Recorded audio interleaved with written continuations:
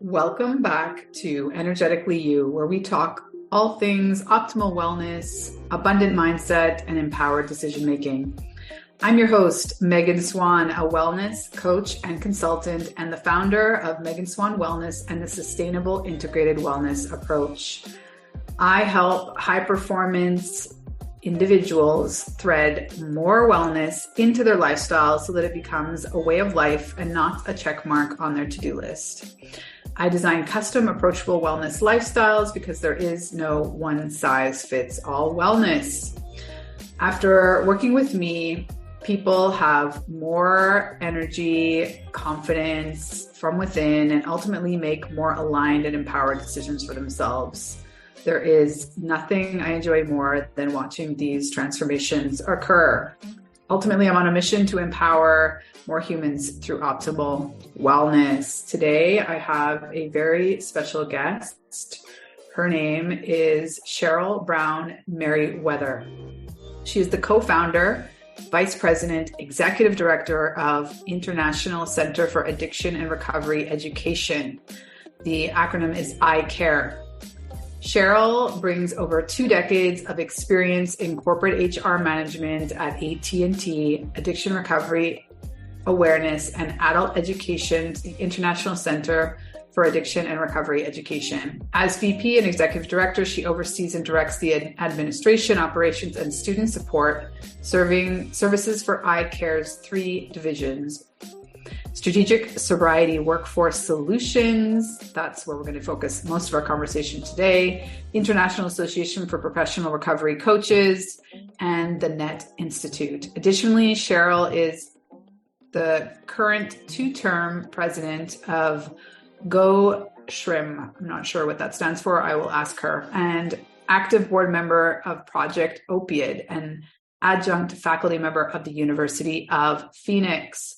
Cheryl graduated from the Raleigh Social Enterprise Accelerator in 2002 winter program, which provides mentorship, one-on-one coaching, and resources to social entrepreneurs seeking positive social change. Most recently, Success Magazine named Cheryl a winner of the inaugural 2002 Women of Influence Awards for her pioneering work in the field of addiction and recovery. In short, she's a powerhouse in this realm, and I can't wait to pick her brain and dive right in. Hi, Cheryl. I'm so excited to have you here today and get to know you better and hear all about your journey to where you are today, because it's so very interesting. So let's start with, how are you? How's your morning been so far? Well, Megan, thank you so much for taking time to spend with me today. I am having an interesting morning. I don't know if you know this. I'm located in Central Florida, and we have a little hurricane. Well, it's currently labeled a tropical storm, but they say by the time it arrives tomorrow, it might be a Category 1 hurricane. So, this is the second one of these in the month or so down here. So I am well. Thank you for asking. But, it does require you to keep an eye on the sky, so to speak. Yeah, a little bit of anxiety to cap off the morning. Excited for this conversation because I really respect your work, and I'm really interested to understand sort of the trajectory of your journey. You had such a long stint in corporate HR. I'm sure you're using all of those incredible skills in the current project, but I'd love to know sort of what was happening for you when you made that, very drastic transition out of corporate. Well, Megan, everybody has a story. And so my story probably goes back a little bit before my time in corporate America. And it started when I was a little girl growing up in my family of origin, where there were some issues. My father was an alcoholic. My mother struggled with mental health issues. At that time, they called them nervous breakdowns. So, and I was an only child. So I grew up in a family that I kind of thought those things were normal, and they put things in place in terms of patterns in your life that continue into adulthood that you don't even realize, and until you get older and start to learn about these things. So as I grew working in corporate America and dealing with, by then, my adult family issues. I was married. I was a mom with children and going through different personal things while trying to work, trying to go to school. I could do all things, right? Things started to fall apart. At some point in time, things do when you don't have solid foundations. So I've learned so much about this. So while I was spending 20 years plus working in the corporate space, I actually started to learn about myself, and I learned about things like codependency. It's like, oh, wow. Oh, I've heard of that, but I never knew what it was. And it's like, oh my gosh, I'm the poster child for codependency. And I learned about, I'm acquiring all these letters behind my name, certificate in this and master's degree in that. And I picked up some more letters, ACOA, adult child of an alcoholic parent. It's like, oh my, more letters. So, it's been a journey. It's been a journey, and life just takes you on a path that you don't always set out before you to go on. While I was going through the workplace, I went to college and became an adult educator. So now I work in adult education, but I am able to use the corporate experience with the addiction and recovery experience, with the HR experience, so it's all really come together for such a time as this. And I would not necessarily encourage others to take the path, but it has been very therapeutic. It has been very beneficial to me. I mentioned the hurricanes at the beginning of our time together, and life brings storms your way sometimes, and you learn about strengths. You learn about intestinal fortitude and resilience and other character strengths. So I've learned a lot about me, myself, and I on this journey, and hopefully I can share some of that to help others survive the storms of life that come their way also. And that's what it's all about for me now. So is that kind of what you were looking at? Yeah. So, I'm curious if you don't mind sharing a little bit more in terms of, I too had an alcoholic father. He committed suicide when I was 17. And I took that.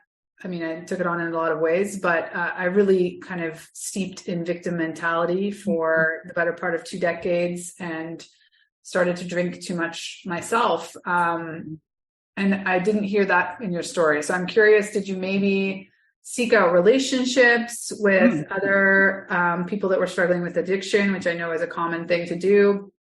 Or do you feel like the addictive behavior bubbled up in some other part of your life that wasn't alcohol? Yeah. Well, first of all, let me just say my heart breaks for your experience, because, there are no words. And having not walked in your pathway, I don't know exactly what you've gone through, but I know, in a related manner that is very traumatic. So I celebrate your journey to find wholeness and healing, and now use what you've gone through to help others. So I don't want us to move forward without acknowledging that. So congratulations to you. You're a survivor, and now you're using that to help others, as is what I'm trying to do. So to answer your question, yeah, this thing I've learned so much, Megan, about substance use disorder and addiction and recovery in my own journey, and now through the work that I do. And there's different types of addiction. There's substance misuse. There's also behavioral addictions. And my experience as an adult child of an alcoholic parent really played out through relationships, unhealthy relationships. I mentioned being a codependent, right? I grew up with an intent to fix.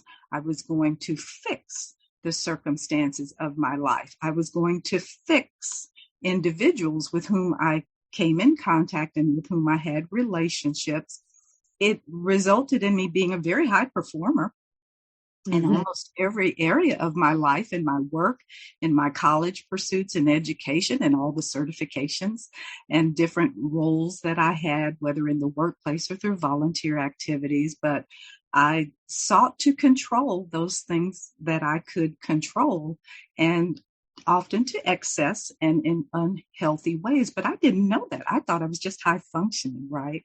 So my drugs of choice, if you will, because the brain processes, drugs sometimes as those chemicals that are released from unhealthy behaviors, not always substances. So I refer to my drugs of choice as, maybe not in clinical terms, workaholism. There's also, I had an opportunity once to write a training course, because that's one of the things that I do, about toxic faith. There are people for whom, and I'm speaking of myself at the time, I was married to a husband who was a minister, who had some unhealthy patterns of behavior, if you will, that I later learned manifested as almost equal to addictive behavior. And that system can also result in unhealthy, addictive patterns of behavior. So it was in those types of things, as an adult child of an alcoholic parent, trying to control my circumstances, borderline codependency, poster child, that I was engaged in and have now learned a lot about and now share, because it's easy to focus on one thing or another, but when you learn about these things, Megan, you learn the root in terms of the impact that they have on the brain is the same. The brain does not distinguish between, on some level, a substance or an unhealthy addictive pattern of behavior. The impact to the brain in terms of the chemicals that are released and the endorphins and the good feelings and all that comes from that, to a point where it becomes not so pleasant, is really the same. So that's why the work that we do now just crosses over. It crosses over our students are from different races and religions and countries and languages and socioeconomic, classes, because whether they're focusing on food addiction or gaming or marijuana or alcohol, they all desire to learn about this thing, this disease, this uncontrollable, overwhelming pattern of behavior, which we call addiction or substance use disorder and related conditions. Yeah. Okay, well, let's zoom out a little bit. I'm curious for your reflections on, you had spent so much time in HR, and what are the positive changes that you see in corporate these days, or just, in companies in general, and how they're dealing with, and I'm guessing you see a lot of positive changes, or maybe you have a different opinion on that. So tell us how it is. There's a lot going on in the corporate space around these issues, and I've seen it. I've been around long enough to see things evolve and change, and I'm very excited and optimistic and hopeful about where we are, and let me tell you why. So with respect to substance use disorder in particular, it's the elephant in the room that no one wants to talk about. The emperor has no clothes on. We see it, but we don't say anything about it. And so that is the way most workplaces are with respect to substance use or substance misuse. We talk about workplace culture, and alcohol is very prevalent and as part of many workplace cultures. We use it for celebrations and you name it. Team building. every opportunity to bring it in. And from an HR perspective, it's like we typically, because I am an HR professional and practitioner, we engage in two places. We engage with pre-employment drug screening when necessary, and then we engage again when something happens. I talk about people crashing and burning. That's usually when the HR gets involved, when there's been an incident or an accident in the workplace that requires, from a risk management perspective, some form of intervention. But what is happening now is opening the door for the opportunity for a higher level of engagement by uncovering and identifying those individuals in the workplace who are in recovery. So we see an increased awareness that those 23 or 24 million people in the United States who are in recovery, many of them are in the workplace. And they have lived experience, as I do, as you do. And we are well positioned to help others who may be struggling right now and seeking solutions or assistance or information, but they may not be comfortable in reaching out to the HR department or their supervisors to talk about these issues. So as terrible as COVID and the pandemic has been, Megan, it really has a little bit of a silver lining because there's an increased focus on mental health, mental well-being, on the level of stress and anxiety and pressure that has been placed on the workplace and the workforce as a result of the pandemic. So because substance use disorder is a side of the coin, so a coin has two sides. So there's mental health, there's substance use disorder. They are two sides of the same coin. It really has now opened the door for the workplace to seek solutions or assistance for employees who are struggling. We know that they are there. Everywhere you turn now, there's an article about it. There's, as we are today, a discussion or conversation about it. And so therefore, there are now new and innovative solutions that are engaging the individuals, the champions, and their allies, many of whom have personal lived experience because they may be in recovery themselves, or, like me, have a family member or loved one that they have experienced this journey with.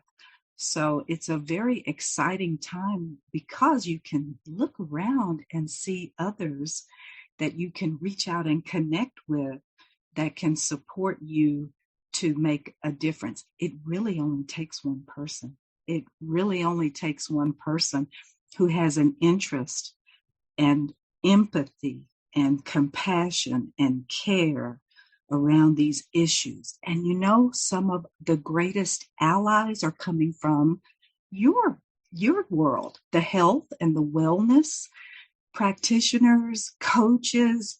They're like saying, yes, let's collaborate, let's partner, because they're in the workplace, well established, often through employee benefit programs, employee assistance programs.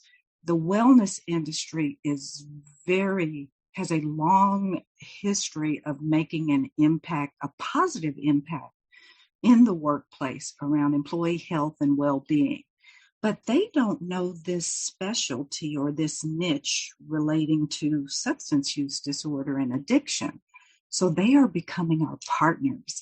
They are becoming our allies and our champions. And they're sending their coaches to us to add this specialty which then allows them to be even more effective in the work that they are doing. So it's a very exciting time in the workplace, but it sadly has come about because of something that's very devastating. But we look for, the silver lining where we can find it. Mm-hmm. Yeah, I think there's lots of silver linings that we can point to. And to your point, I see it being nothing but optimistic that, not only is there a lot of shame being removed from the conversation about having mental health issues or struggling with substance abuse, misuse, to some extent, at least in terms of the mental wellness piece, it's a conversation that we are appreciating. A lot of the work culture that we were accustomed to pre-COVID is affecting us all on some level, and therefore it's not as much stigma attached, because anyone can say, I need a mental health day, and everybody else knows exactly what they're talking about. And I also find it optimistic. I know the Salesforce, for example, now has like a quite substantial sober force within their company. I'm sure that's a pattern. I know Amazon as well has like a growing sober, they don't call it sober force, I don't know what it's called, but there's just a lot going on in terms of companies internally trying to be more open-minded and creating this community within. And I think that's really something that AA, for example, did from the beginning. But I feel like another aspect of the pandemic, they at least coincided. Whether one caused the other, I don't know. But, the explosion of people talking about sobriety on social media, and it no longer being this, like, I want to stay anonymous in my sobriety. There's definitely some, I know some long-standing members of AA find it quite jolting to see, sober AF t-shirts everywhere. And it's like a very different approach to it. But I guess because, in my situation, I learned during the pandemic that it was, I fall in the spontaneous sobriety category, meaning I didn't go to AA. I really didn't have any support other than one of my dearest friends who had been sober for 7+ years before. I had one person to kind of bounce off my experience with. It was more of a decision and like a health choice. And that is the type of person that I tend to attract in terms of working with. I'm not equipped to deal with someone who's in like the depths of a substance abuse struggle. There are people that are to do that. So I'm curious, when you were talking, I was thinking, like, I think it's sort of the same thing when you, on the one hand, it's like HR looking at risk management and essentially like, do we need to manage this, in quotes, manage this problem, versus, having coaches come in and just simply educate company-wide culture. It's like, look, it's possible to have really fun events without alcohol being at the center. How can we? The fun thing, there's this thing called Disrupt HR. There are groups around the country, and I even spoke to one lady, I believe she's in another country, but these are HR practitioners who are saying, we need to challenge the way we do business, right? And some of it is generational. Older folks, we're, more practical protocol, follow the rules, and not that rules are bad. We need rules. They're there for a reason, risk management, so to speak. But it's like, how can we accomplish the goal in new ways? Just like recovery, you mentioned AA, but there are so many different paths now to recovery. And the goal is just to get to recovery so that we save the lives and the future and all that comes with that. So it's a time to challenge the status quo, if you will. And there's so many wonderful movements. You mentioned the sober force, and we're aware of a program in Oracle. We have one of our graduates that's in Oracle. She's done a lot of work with wellness programs, and she's rocking and rolling, expanding the discussions and conversations in Oracle. And we had a gentleman from Wayfair that contacted us, and he's doing something with something called Way Sober. So yeah, it's one individual who often is in recovery, who dares to break the silence around this and say, am I alone, or are there others here who, for whom this is an issue? And I believe we know that there are like 1/3 of folks don't really consume alcohol as one substance, but they are there. So to your point, we just need to create a little bit of safety in the workplace so that the system exists, whether it is through a peer. There's a big growing peer movement. I'm not sure if you're familiar with that. The peers, there are, people who are certified as peers at the state level. Typically, peers are individuals who have lived experience, who they're more formal than the AA, NA groups, but they recognize the value of having a peer who has lived experience to then reach back and help someone else. So this peer movement is moving from the clinical world to the workplace. Let's find those champions, those peers, those allies, whatever you want to call them, and engage them around this issue.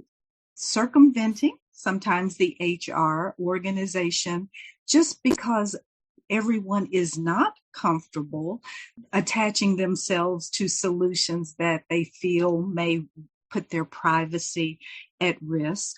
But it's a generational thing. Younger folks in the workplace in particular are like, let's talk about it. And one of the growing movements in the HR world, so it's a culture thing, it's a leadership topic now, Megan, is the need for empathy in the workplace. There are studies and there's research and there are organizations. I have an associate named Ajit Dodani in California, and he has started an organization called Empathify You. And as a former chief financial officer, he quantifies the bottom line impact of a workplace culture that emphasizes empathy. So he is presenting to C-suite and he's saying, you guys, empathy is a thing that needs to be expanded in your workspace, whether it's, the workplace is now a combination sometimes of in-person and remote. So in your workspace, let's expand the skills set of your managers and others so that they are able to connect with people on an empathetic level, and that will impact your bottom line results. It'll be win, win, win, win for the company, win for the other stakeholders, win for the employees. And so again, but that's more of a generational thing because older folks, well, yeah, we appreciate empathy, but really, you mean it has an impact on the company's bottom line? Never heard of that before. So there's so much momentum that we're experiencing coming from so many different, through many different doors, if you will. And they all converge. If you're familiar with the Venn diagram, they overlap. And at the center of it, it really is just a concern for the well-being of the humans who are each one of us. We, despite whatever differences we have, there are certain things that we all fundamentally need. And when you talk about substance use disorders and mental health, behavioral health, which is the overarching umbrella. We have more in common and our needs are so similar. And these are some of the solutions that are being employed in the workplace, being driven by the needs of the people themselves to break the silence and open up the door, uncover and talk about these things. So it's a very exciting time and never has been more necessary than it is now, because all of the statistics and the data show alarming increase in the use of substances and other unhealthy coping behaviors in response to the disruption, which is so pervasive in every area of our life now. So we have no choice but to throw a lifesaver, a life vest, or to someone who's struggling, because they're all around us. They are each one of us in some way. Yeah, I completely agree with everything you just said. I'm curious, you have in your bio that you're the two-term president of GOSHRM. What's that? Can you tell us about it? Sure. It's the Greater Orlando Society for Human Resource Management, locally known as GOSHRM. SHRM is the national organization for Society for Human Resource Management. They work through state councils and local affiliate chapters, which meet the needs of our members. Here in Orlando, we have about more than 600 members that support the businesses, small, medium, large size companies in our area.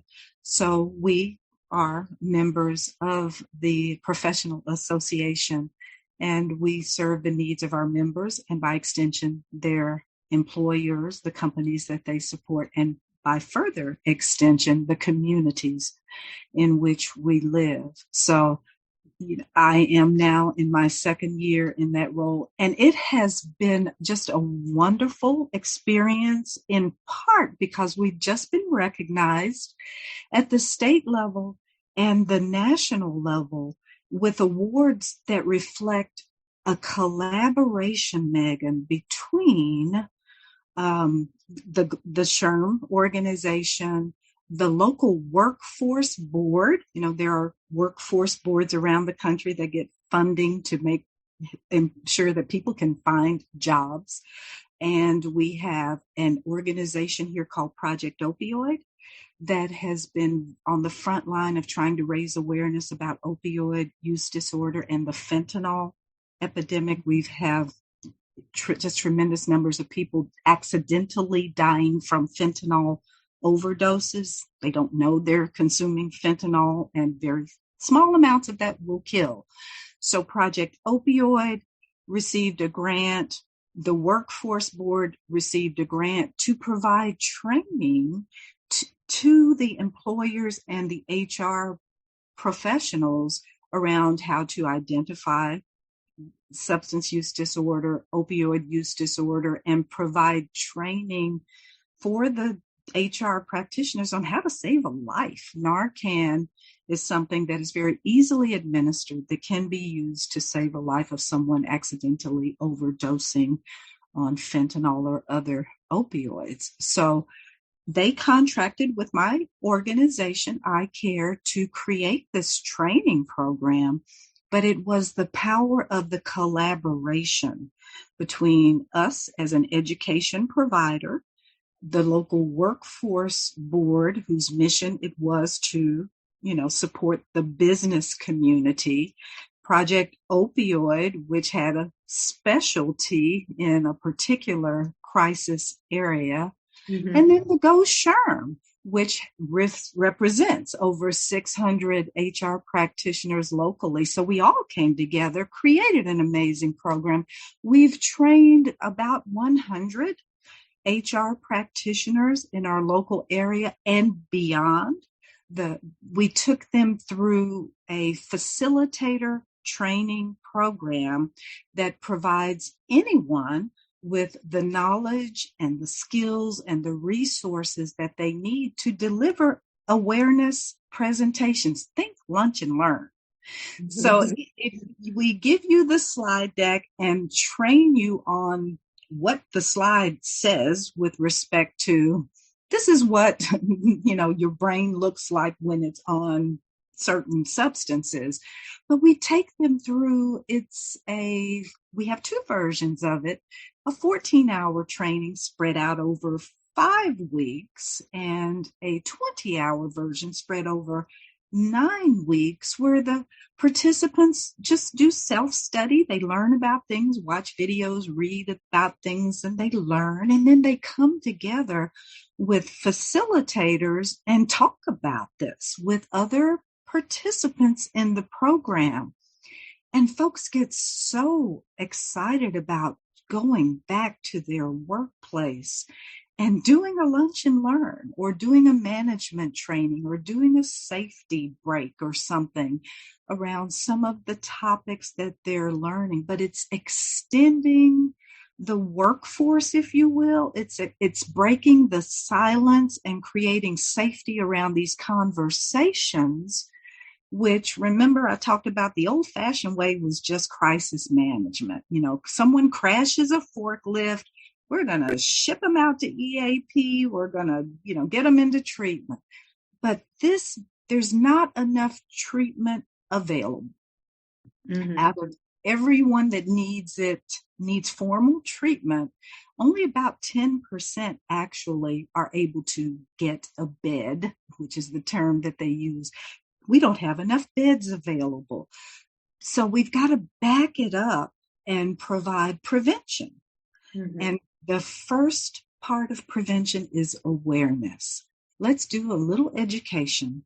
Let's create some safe conversations around this in an environment where people can say, how do I get help?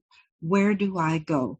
And that's where many of the participants in this program, yes, they're HR folks in large part, but they're also people who, like me, may have lived experience either personally or through supporting a family member, a partner, a child. Some of us have children who have gone through college and struggled with substance misuse and other unhealthy behaviors in college.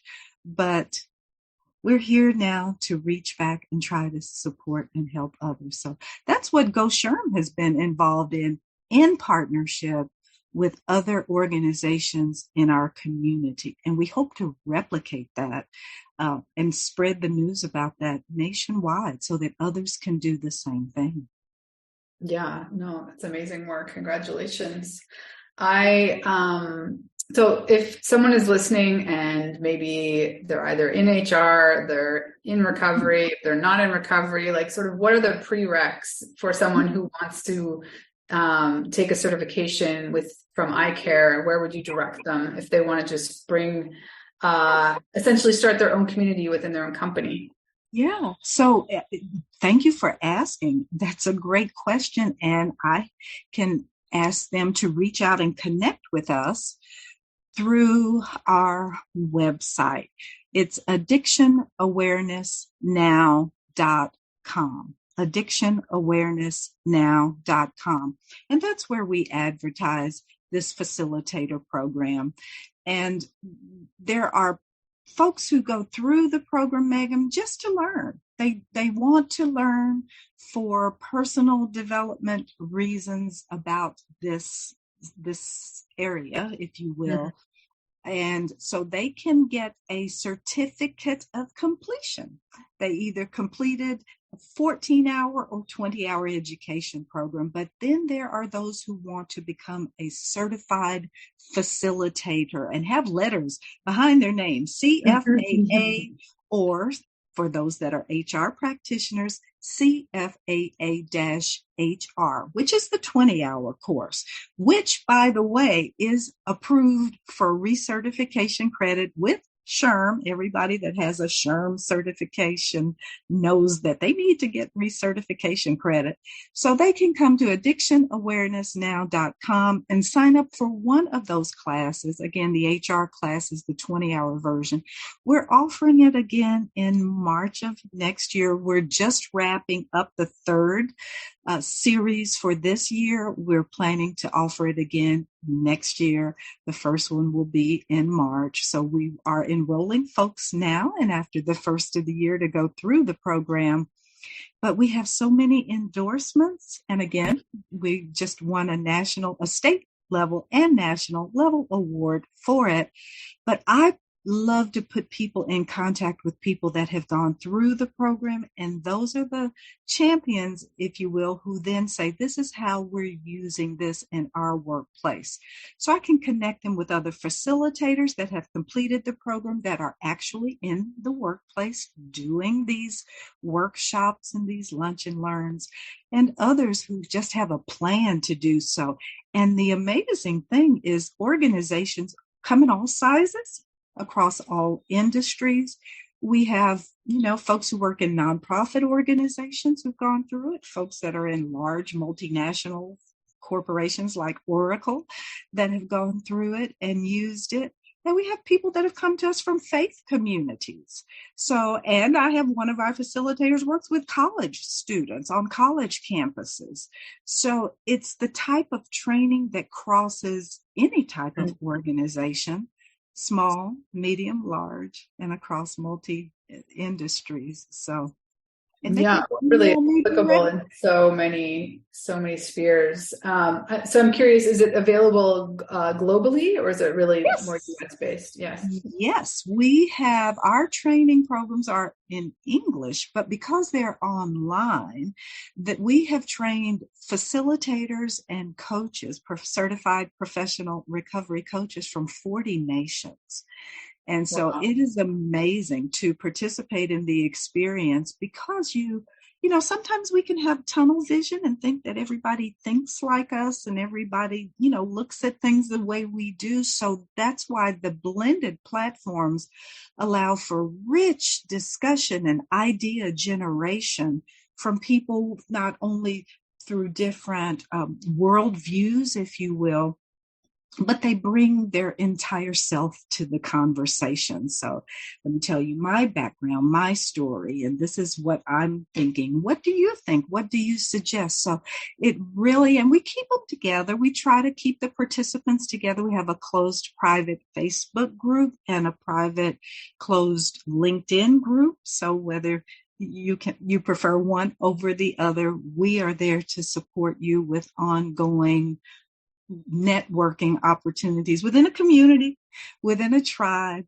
because that's how people in recovery thrive in community. And that's how those of us that do this work keep oil in our lamps, because we have to be careful and mindful that we don't, also experience burnout or discouragement or feel overwhelmed at the task that lies before us. Because at the end of the day, Megan, I try to be light about it, but this is a very serious thing. We're talking life and death. Mm-hmm. And that's why people in recovery are so grateful to find other people in recovery who are doing this work. We partner and collaborate and support one another because we know the importance of what we're doing. I'm not sure if you're familiar with the starfish story. I always talk about the starfish story. I'm in Florida, so we have beaches, and you get up in the morning and the starfish get really emotional and heavy. Oh, you haven't heard the starfish? Oh my gosh. So here's this story. I first heard it years ago. It's a chicken soup for the soul, but it's basically you have an old wiser person walking one way down the beach and another young person coming in the opposite direction toward them. And, it's morning. So there's starfish scattered on the beach. So as the two get closer to one another, the older person sees this younger person, looks like almost a ballet move, bend down and then do I don't know what you call it, but the arm goes up and it looks like he's making this flinging motion. And in fact, that's what he's doing.